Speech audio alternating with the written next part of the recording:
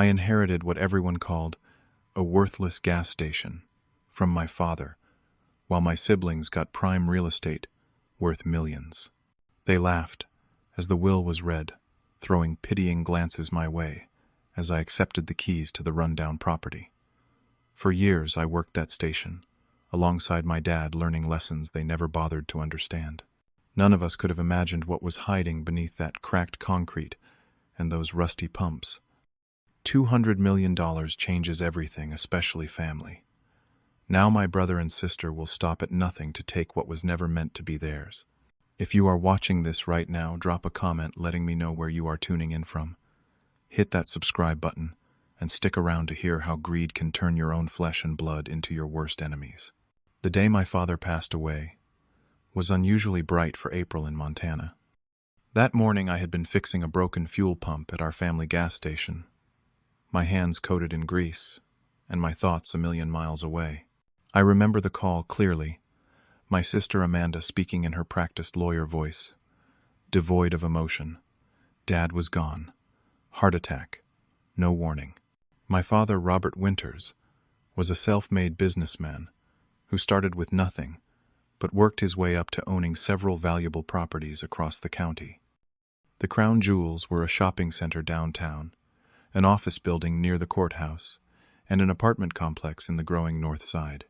And then there was our little gas station sitting on 5 acres of land on the edge of town, the first business he ever owned. I am Braxton Winters, the youngest of 3 children. My older brother Jackson followed in our mother's footsteps, becoming a slick real estate agent with connections throughout the state. Amanda became a corporate lawyer, cold and calculating in every interaction. Both of them viewed our father as an ATM and a connection to better things. They visited on holidays, called when they needed something, and otherwise kept their distance. I was different. After college, I came back home and started working alongside my father at the old gas station. My siblings thought I was wasting my business degree, but I valued the honest work and the time with Dad more than status or money. The gas station barely turned a profit, but it was a constant in our community, a place where people knew they would get fair treatment and honest service. Dad could have closed it years ago, but he kept it running out of sentiment and principle. The funeral was a spectacle, with Jackson and Amanda putting on their best grieving faces for the community while discussing property values in hushed tones between accepting condolences. 3 days later, we sat in the office of Dad's attorney for the reading of the will. Jackson received the downtown shopping center, already generating 6 figures in annual income. Amanda got the office building, housing law firms, and accountants paying premium rent. They smiled smugly as the attorney read their portions, occasionally giving each other knowing glances. Then came my inheritance. I would receive the gas station and the 5 acres it sat on. Nothing else. Amanda actually laughed out loud. Jackson put his hand on my shoulder and squeezed it in fake sympathy. Braxton, if you need help selling that dump, I know some developers who might take it off your hands. He offered, not even trying to hide his smirk. They might give you $50,000 for the land. The business itself is worthless, of course. Amanda nodded in agreement. Really, Braxton? It would be the sensible thing to do. You know how Dad was sentimental about that old place. But you have to be practical now. I declined their generous offers. That gas station held every important conversation I ever had with my father. It was where he taught me about integrity in business, about treating people fairly, about the value of hard work.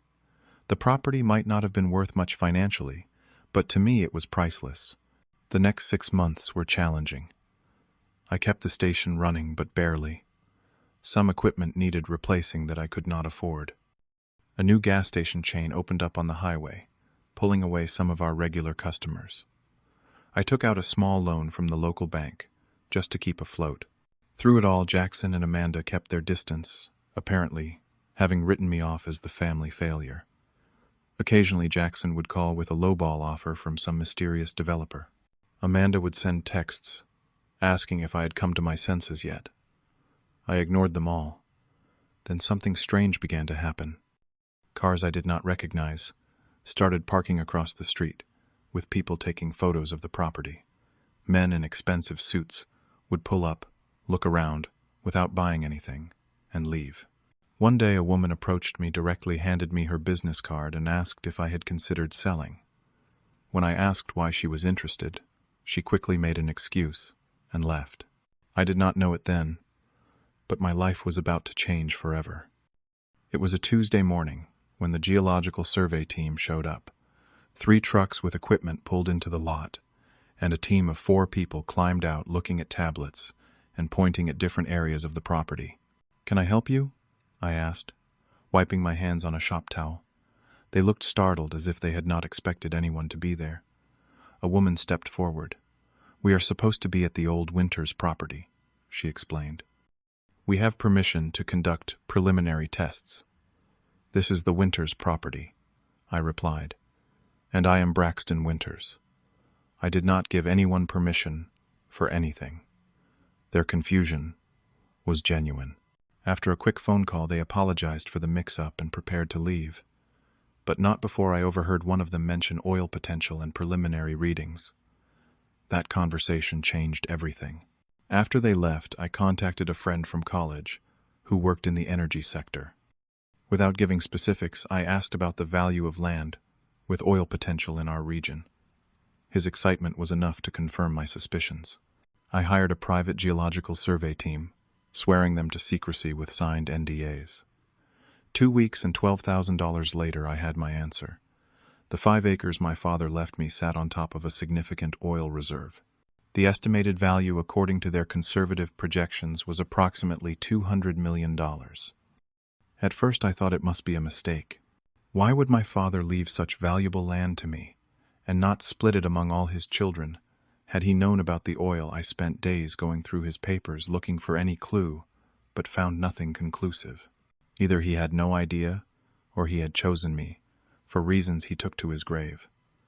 I decided to move cautiously. I contacted an environmental attorney specializing in mineral rights, and had several meetings to understand my options. I did not want to destroy the land with aggressive extraction, but I also recognized the life-changing opportunity before me. We developed a plan for responsible development that would maintain the gas station while carefully extracting the resources below. Throughout this process, I kept everything completely confidential. The only person I told was my best friend Tyler, who had stood by me through everything since childhood. We celebrated with a quiet dinner, where I swore him to secrecy. Unfortunately, Tyler had always been terrible at keeping secrets. Somehow, within days, my brother Jackson was calling me. "Braxton, little brother, how have you been? We have not talked in ages." His voice oozed false sincerity. "What do you want, Jackson? You have not called in months. Can a man not check on his brother? Listen, Amanda and I were thinking we should get together. Family dinner.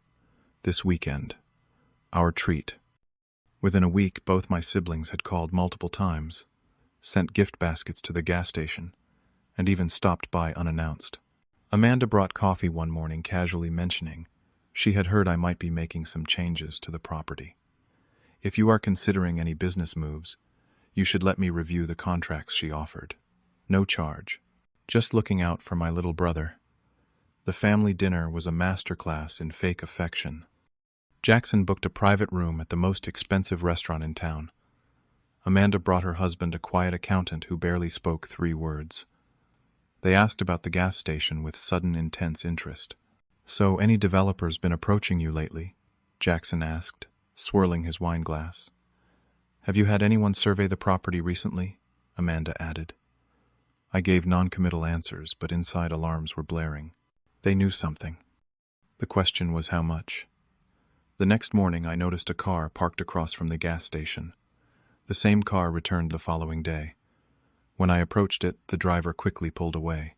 A quick check of the license plate through a police officer friend confirmed my suspicions. It was registered to a private investigation firm often used by Amanda's law office. My siblings were having me followed. Things escalated quickly after that. Amanda filed a legal motion, claiming our father had been experiencing diminished capacity when he wrote his will. Jackson began telling mutual friends he was concerned about my mental health, laying groundwork for some future play to declare me incompetent. The pretense ended entirely when I found them both waiting in my house one evening. I had never given either of them a key. "This charade has gone on long enough," Amanda said, not bothering with pleasantries. "We know about the oil, Braxton. Dad never would have left that kind of asset to just you if he had known," Jackson added. "You got lucky, but now it is time to be fair." "Fair," I laughed. "Like you two have ever cared about fair. You got the properties you always wanted. Dad gave me the gas station because he knew I was the only one who valued it. $200 million. Braxton, Amanda's voice was ice cold. "That is what we are talking about. You can keep running your little pumps if that makes you happy, but the oil rights should be split equally." When I refused, they did not bother hiding their threats. "This is just the beginning," Jackson said as they left. "There are many ways this can go, and trust me, you will not like most of them." The first accident happened 3 days later.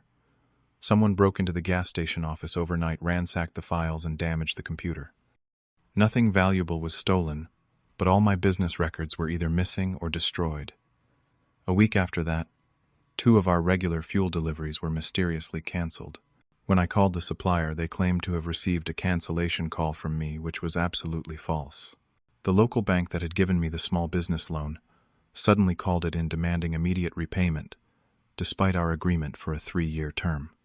When I went to discuss it with the manager, he seemed nervous, avoiding eye contact while explaining that circumstances had changed. I later discovered that Jackson had purchased my loan from the bank, giving him leverage over my business finances. Amanda took a different approach.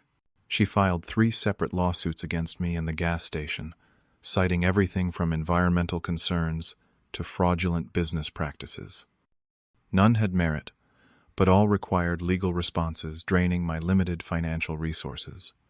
My few employees began acting strangely, avoiding certain topics and seeming uncomfortable around me. I eventually learned that Jackson had approached each of them, offering money for information about my plans and business operations. The community began to change too. People who had been coming to the station for years suddenly stopped. Rumors spread that I was planning to close down, that the property was contaminated, that I had somehow tricked my father into leaving me the land. Small-town whispers can destroy a business faster than any competitor. Through a business contact, I discovered that my siblings had been meeting with executives from Titan Oil, one of the largest extraction companies in the region, known for aggressive tactics and minimal environmental concern. They were positioning themselves as potential partners with authority to negotiate for the property. The pressure was constant and came from all directions. Suppliers backed out of agreements. Service companies suddenly became unavailable. Even my apartment building found mysterious reasons to increase my rent substantially. I felt isolated, under siege. The few friends I confided in urged me to compromise, to give my siblings a share just to end the conflict. The stress began affecting my health, my sleep, my ability to focus. The lowest point came on a rainy Thursday morning. I was opening the station when 2 police officers arrived with a warrant for my arrest. I was being charged with tax fraud related to the gas station business. The evidence they claimed was conclusive, showing years of unreported income. The charges were completely fabricated, but it took 3 days and most of my savings to secure bail and legal representation. When I finally returned to the gas station, I found it had been vandalized beyond recognition. Windows smashed, pumps, damaged merchandise destroyed. The message was clear: give in or lose everything. But the most devastating blow came when I discovered the source of the tax fraud evidence. The documentation had been provided by Mike, my childhood friend, who had been working part-time at the station for years. He had been gathering information for my siblings for months, carefully building a false case against me. When confronted, Mike broke down and admitted everything. Jackson had found him when he was desperate, his wife needing expensive medical treatments their insurance would not cover. They had paid his wife's medical bills in exchange for his cooperation. "They are not going to stop, Brax," Mike told me, using my old nickname. "They are already talking to doctors about having you declared incompetent to manage your affairs." They have people ready to testify about erratic behavior, paranoid statements, dangerous business decisions.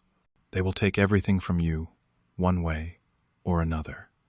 That night, sitting in my damaged office surrounded by the ruins of my business and my relationships, I came closer than ever to giving up. Maybe fighting was pointless. Maybe I should take whatever offer they made just to have peace again. Then, while cleaning up broken glass, I found a water-damaged photograph that had fallen from the wall. It showed my father and me on the day he first taught me to operate the cash register. I was maybe 12 years old, looking up at him with pure admiration. On the back, in his handwriting, "To my son, who understands the value of honest work." Something hardened inside me. I would not let them win. Not like this. The turning point came from an unexpected place. While sorting through the mess in the office, I found my father's old address book. In it was the contact information for Patrick Sullivan, his former attorney who had retired years ago. On impulse, I called him. Sullivan remembered me and agreed to meet. Over coffee, he revealed something that changed my understanding of everything. "Your father knew about the oil, Braxton. He discovered it 10 years ago during an environmental assessment." I was stunned. Why keep it a secret? Why not develop it? Sullivan smiled sadly. "Robert made a promise to your grandfather that the land would remain as it was during his lifetime. Once your father was diagnosed with heart problems last year, he knew that promise would soon be fulfilled, but he also knew what would happen if your siblings discovered the truth. So he left it to me because he trusted you to do the right thing, whatever that might be. He told me, 'My other children see dollar signs. Braxton sees legacy.' With renewed determination, I began fighting back strategically. I hired Catherine Wheeler, an attorney specializing in family estate disputes, unconnected to local politics, and immune to my sister's influence. Together, we documented every attack threat and underhanded tactic my siblings had employed. We gathered witness statements from suppliers who had been pressured to drop me, bank employees who had been instructed to call in my loan, and even the private investigators who had been following me. Through a business contact, I reached out to Edward Grant, an executive at Green Valley Energy, a company known for ethical resource development. Unlike Titan Oil, they specialized in minimal impact extraction and community benefit programs. Grant was disgusted by my siblings' tactics and the involvement of their Titan Oil connections. He offered to help, providing expert testimony about responsible development possibilities and the true value of the land. The most effective countermove came from an unlikely alliance. A local environmental activist group had been fighting Titan Oil's practices for years. When they learned of the situation, they provided extensive documentation of Titan's history of cutting corners and damaging communities. This evidence, combined with records of my siblings' meetings with Titan executives, painted a damning picture of their intentions for the property. Catherine helped me set up a sting operation that would become the final blow to my siblings' plans. With the cooperation of a city council member who had been approached with bribes, we arranged a meeting where Jackson and Amanda believed they would be securing approval for their development plans through illegal means. The entire conversation was recorded, capturing my siblings, explicitly discussing their attempts to have me declared incompetent, their fabrication of evidence, and their plans to exploit the land with no regard for environmental impact or the community. Armed with this evidence, I invited them to meet me at the gas station. They arrived smirking, clearly believing I was finally surrendering. Instead, I played the recording. "I have copies of this ready to go to the police, the Bar Association, and every business contact you both have," I told them calmly. "I also have signed statements from everyone you threatened, bribed, or manipulated in your campaign against me." Amanda turned white. Jackson started blustering about context and misunderstandings. "This ends now," I continued. "You will sign a legal agreement, renouncing all claims to this property. You will cease all actions against me, my business, and my reputation. In return, I will not release this evidence or press charges for the numerous crimes documented here." "You would destroy your own family?" Amanda asked, her voice barely a whisper. "You did that the moment you decided $200 million was worth more than your integrity," I replied. They signed the agreement Catherine had prepared. As they left, Jackson turned back with a final bitter comment. Dad always did favor you. Even when it looked like you got nothing, you actually got everything. Perhaps he was right, but not in the way he meant. Over the next year, I partnered with Green Valley Energy to develop the oil reserves using the most environmentally responsible methods available. We structured the extraction to preserve the gas station, which I continued to operate in honor of my father. I established the Robert Winters Community Foundation, dedicated to supporting local education and small business development. A significant portion of the oil proceeds goes directly to improving the town that supported my family for generations. Last week, on the anniversary of my father's death, I visited his grave with fresh news. The foundation had just funded its 100th scholarship. The Responsible Development Plan had created 300 local jobs, and the old gas station had been designated a historic local business, ensuring it would stand for generations to come. Standing there, I realized that the true inheritance my father left me was not the land or the oil beneath it. It was the understanding that wealth comes in many forms, and the most valuable things cannot be measured in dollars. My siblings gained properties worth millions, but lost something priceless in their quest for more. I almost lost everything fighting to protect what was mine, but in the process, discovered the true wealth of integrity, purpose, and community. Sometimes the things others consider worthless turn out to be the most valuable of all. You just have to look beneath the surface. What would you have done in my situation? Would you have fought for what was rightfully yours? Or would you have compromised to keep the peace? Leave your thoughts in the comments below, and if this story of family betrayal and unexpected fortune resonated with you, please hit that like button and subscribe to hear more real-life stories of triumphs over adversity. Share this with someone who might be fighting their own battles against those who underestimate them. Thank you for listening, and remember that sometimes what appears worthless to others might be your greatest treasure.